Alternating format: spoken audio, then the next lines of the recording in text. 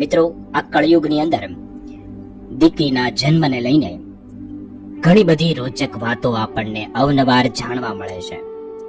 અને મિત્રો, એક પ્રશ્ન એવો છે જે આપણા મગજમાં આવતો હોય છે કે દીકરીનો જન્મ કયા દિવસે થાય તો સારું કહેવાય, કે પછી કયા મહિનામાં થાય, કે પછી કઈ તિથિ ઉપર થાય તો દીકરી સૌભાગ્યશાળી બને છે, તેને સારું સાસરું મળે છે અને ઘરમાં લક્ષ્મી આવે છે.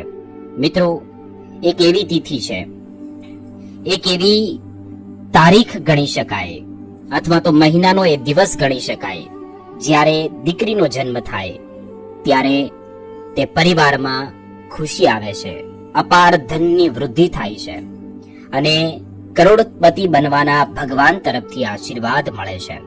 તો એ તિથિ કઈ છે અને દીકરીના જન્મ માટે સર્વશ્રેષ્ઠ તિથિ આ ગણવામાં આવે છે? શું આ સત્ય છે કે આ કઈ જગ્યાએ અને કયા શાસ્ત્રોમાં લખેલું છે?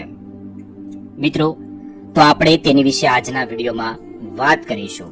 તેના પહેલા આપણે ઘણી બધી વાતો બાળકના વિશે માતાના ગર્ભમાં જ્યારે બાળક હોય ત્યારે કરવામાં આવી છે. મિત્રો, ગરુડ પુરાણમાં બાળક માતાના ગર્ભમાં પ્રવેશે ત્યારથી લઈને તેના જન્મ થાય ત્યાં સુધીની કેટલીક રોચક સફર વિશે આપણે એ પણ જાણીશું. બાળકને માતાના ગર્ભમાં કેવી કેવી મુશ્કેલીઓ ભોગવવી પડે છે ને તે કેવી રીતે ભગવાનને યાદ કરે છે, ગર્ભસ્થ બાળકના મનમાં કેવા વિચારો આવે છે, આ બધી રોચક વાતો ગરુડ પુરાણમાં બતાવવામાં આવેલી છે. અને આપણે બીજી ઘણી બધી વાતો પણ જાણીશું.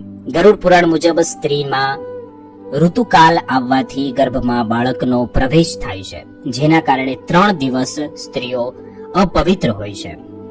ગરુડ પુરાણ મુજબ 3 દિવસ દરમિયાન નરકથી આવેલા જીવ ઉત્પન્ન થાય છે. ઈશ્વરથી પ્રાપ્ત કરેલા કર્મોથી સ્ત્રીના ગર્ભમાં પ્રવેશ મેળવે છે. મિત્રો, એક રાતનું જીવ માટીના ઝીણા કણ બરાબર હોય છે. 5 રાતનું જીવ પાણીના પરપોટા જેટલું અને 10 દિવસનું જીવ પાકા બોર જેવું હોય છે. ત્યારબાદ તે એક ઈંડા જેવા આકારનું થાય છે. આ મહિનામાં માથું, બીજા મહિનામાં અન્ય અંગો વિકાસ થાય છે, ત્રીજા મહિનામાં નાક, મોઢું, નખ, હાડકા, લિંગ, કાન જેવા અંગોનો વિકાસ થાય છે. ચોથા મહિનામાં માંસ, લોહી, ત્વચા, ચરબી બનવા લાગે છે. 5મા મહિનાને બાળકને ખૂબ જ ભૂખ અને તરસ લાગવા માંડે છે અને 6ઠા મહિનામાં બાળક ગર્ભના પાતળા પારદર્શક પડદામાં વિશ્વયાયતું અને ગર્ભમાં આમ તેમ ફરવા લાગે છે. માતા જે કંઈ પણ ભોજન ખાય છે તે ખોરાકથી બાળકનો વિકાસ થવા લાગે છે. બાળક મળમૂત્ર માટેની જગ્યાઓમાં સૂવે છે, જ્યાં કરોડો જીવો કરડવાથી તેના અંગોને ઘણા અસહ્ય પીડાઓ પણ થાય છે, જેના કારણે તે વારંવાર બેભાન પણ થઈ જતું હોય છે. માતા જે પણ તીખું, કડવું, ગળ્યું ભોજન ખાય છે તે બાળકના કોમળ અંગોને સ્પર્શ થવાથી બાળકને ખૂબ જ પીડા થતી હોય છે. ત્યારબાદ બાળકનું માથું નીચે તરફ અને પગ ઉપરની તરફ જાય છે અને માટે તે આમ તેમ ફરી શકતું નથી. જે રીતે પાંજરામાં પંખી રહે છે તે જ રીતે બાળક પણ માતાના ગર્ભમાં દુઃખ સહન કરી પાંજરામાં પુરાયેલું રહે છે.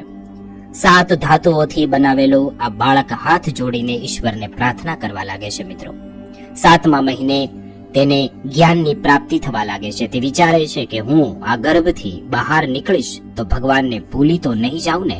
આવું વિચારીને તે દુઃખી થતું રહે છે, આમ તેમ ફરતું રહે છે. 7મા મહિનામાં બાળક અત્યંત દુઃખી થઈને ભગવાનની સ્મૃતિ પણ કરવા લાગે છે.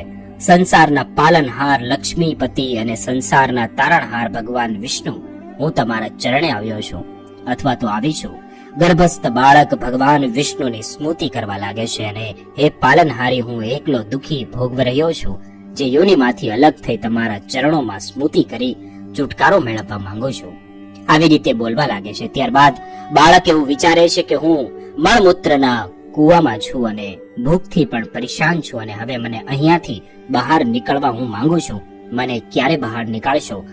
જે ઈશ્વર બધા પર દયા વરસાવે છે, જેમને મન જ્ઞાન આપ્યું છે, હું તેમના શરીરમાં જવા માંગુ છું. ગરુડ પુરાણ મુજબ ગર્ભસ્થ બાળક ભગવાનને એવી પ્રાર્થના કરે છે કે હું આ ગર્ભથી બહાર જવા માંગતો નથી, કારણ કે બહારની દુનિયા બહુ ખરાબ છે.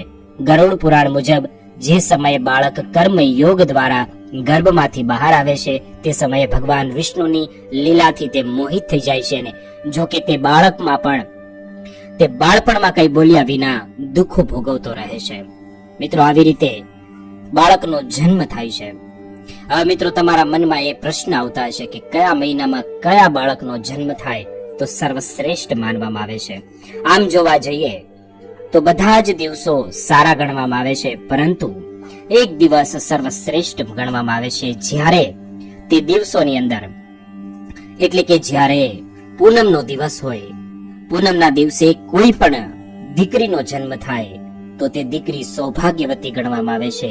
તેના જીવનમાં સુખ સમૃદ્ધિ આવે છે અને તેના જીવનની અંદર દરેક પ્રકારની આશાઓ જાગે છે અને સુખ સમૃદ્ધિની સાથે સાથે ઘરમાં ગરીબી હોય તો દૂર થાય છે. પૂનમના દિવસે જો દીકરીનો તમારા ઘરમાં જન્મ થાય તો તમારે એક કામ જરૂર કરવું જોઈએ. જો તમે તે કામ કરો છો તો તમારું બાળક એટલે કે તમારી દીકરી સૌભાગ્યશાળી તો બને જ છે, સાથે સાથે તમારા ઘરમાં માતા લક્ષ્મી પ્રવેશ કરે છે.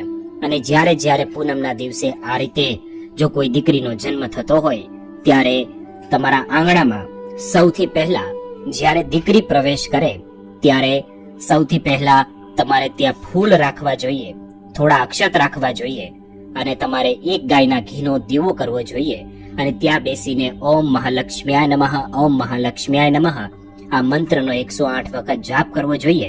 આવી રીતે જો એક દિવસ સુધી ત્યાં દીવો પ્રગટતો રહે તો માતા લક્ષ્મી તમારા ઘરમાં પ્રવેશ કરે છે. એટલા માટે જ્યારે પણ આપણા ઘરમાં કોઈ દીકરીનો જન્મ થાય ત્યારે આ કાર્ય તો જરૂર કરવું જ જોઈએ, પરંતુ જ્યારે પૂનમનો દિવસને એટલે કે પૂનમના દિવસે જ્યારે દીકરીનો જન્મ થાય ત્યારે આ કાર્ય અવશ્ય કરવું જોઈએ, જેથી કરીને આપણા જીવનની અંદર સુખ સમૃદ્ધિ આવે અને માતા લક્ષ્મી પ્રવેશ કરે. મિત્રો, આવી રીતે આપણે દીવો કરીને માતા લક્ષ્મીને આમંત્રણ આપીએ છીએ કે આપણા ઘરમાં દીકરીનો જન્મ થયો છે. જ્યારે દીકરીનો જન્મ થાય ત્યારે માતા લક્ષ્મી ખુદ તમારા ઘરે પધારે છે અને ઘરમાં વાસ કરે છે. ત્યારે આપણે આપણા ઘરને સજાવટ રૂપે શણગારવું જોઈએ અને દીકરીનું માન સન્માન આપીને તેને ઘરે પ્રવેશ આપવો જોઈએ. તો આ કાર્ય આપણે જરૂર કરવું જોઈએ. તો ચાલો ફરીથી મળીશું એક નવા વિડીયો સાથે. આભાર.